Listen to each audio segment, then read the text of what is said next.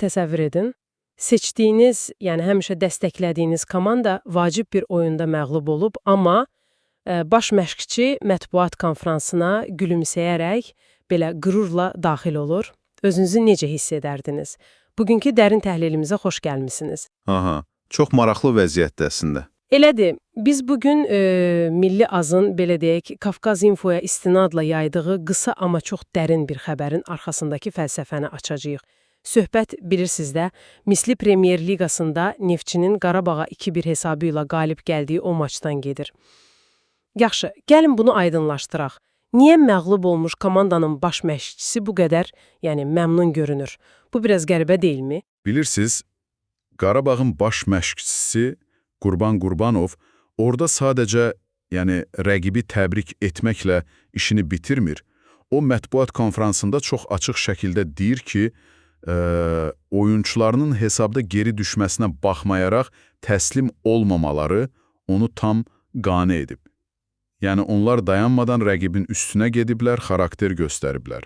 Adam nəticəyə yox, sırf mübarizə prosesinə fokuslanır. Baxın, düzdür, amma bir dəqiqə dayanın. Bu, yəni sadəcə məğlubiyyətə bəraət qazandırmaq üçün klassik bir bəhanəyə oxşamır. Necə yəni bəhanə? Yəni, məşqçilər adətən uduzanda azarkeşləri və mətbuatı sakitləşdirmək üçün deyirlər ki, hə, komandam xarakter göstərdi, uşaqlar əlindən gələni etdi, vəziyyətdən çıxmağa çalışırlar. Qurbanovu burada fərqləndirən nə daxı? Mən niyə bunun səmimi olduğuna inanmalıyam?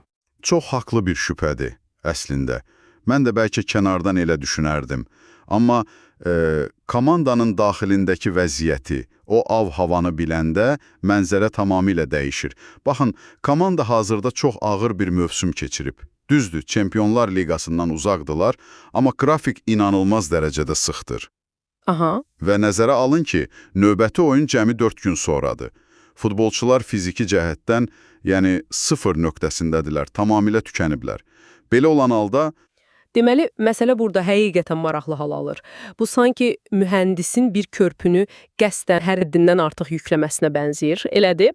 Yəni, mühəndis yükü və təzyiqi artırır ki, körpünün harada çat verəcəyini kəşf etsin, görsün hansı dayaqlar ən möhkəmdir. Məhz belədir. Çox dəqiq bənzətmədir.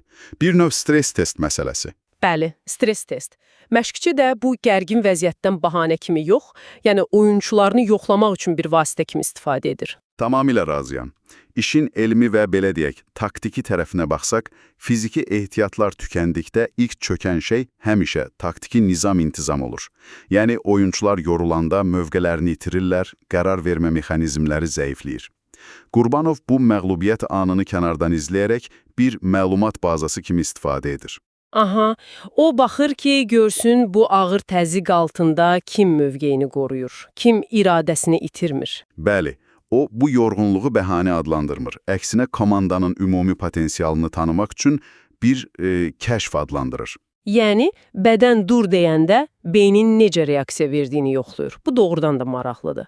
Bu yanaşma məğlubiyyəti sadəcə bir xal itkisindən çıxarıb gələcək vacib maçlar üçün həlledici bir diaqnostikaya çevirir. Adamlar sözün əsli mənasında sınaqdan keçir. Elədir. Çünki yüksək performanslı idman təkcə, yəni, gedib rəqibi məğlub etməkdən ibarət deyil. Bu, həm də insan potensialının, fiziki limitlərin sərhədlərini xəritələməkdir. Məşqçi bu toplanan məlumatlardan gələcəkdə istifadə edəcək. Məsələn, çətin oyunlarda kimin əsas adam olacağını bilmək üçün? Hə, bəli. Məsələn, Avropa kuboklarında o ölüm-dirim maçına çıxanda kimə gözü bağlı güvənə biləcəyini təyin etmək üçün. Bu böhran anında yığılan o qızıl dəyərindəki məlumatlar, inanın mənə, bəzən asan qazanılmış bir qələbədən daha çox şey öyrədir insana. Vay, bu doğrudan da geniş bir perspektivdir. Bəs bütün bunlar bizi dinləyənlər üçün nə deməkdir? Belə çıxır ki, yüksək performans tələb edən istənilən mühitdə, yəni təkcə idmanda yox, əsl liderlik hesab tablosu ilə bitmir. Qətiyyən bitmir. Əsl ustalıq o ağır şərtlər altında, məsələn, işdə böyük bir layihə uğursuzluğa düçar olanda və ya komandanız fiziki və mənəvi cəhətdən tükənəndə, bunu bir kəşf prosesinə çevirməkdir. Kim o böhran anında ayaqda qalırsa, sizin əsas dayaq nöqtənizdən məhz odur. Təbii ki, səhvlər, məğlubiyyətlər, yorğunluq, bunlar örtbasdır edilməli olan zəifliklər deyil əslində.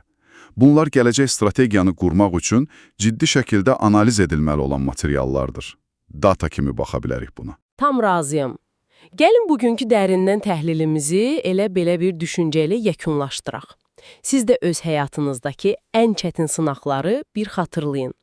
Əgər ən çox tükəndiyiniz və məğlub olduğunuz anlar əslində daxili potensialınızın ən dəqiq xəritəsini çıxardığınız stres testlərdirsə, qarşılaşacağınız növbəti böhranda əzilmək əvəzinə nəyi kəşf etməyə çalışacaqsınız? Bəlkə də axtardığınız ən güclü xarakter elə o uğursuzluğun, o məğlubiyyətin lap içində gizlənib. Nə bilim, üzərində düşünməyə dəyər məncə.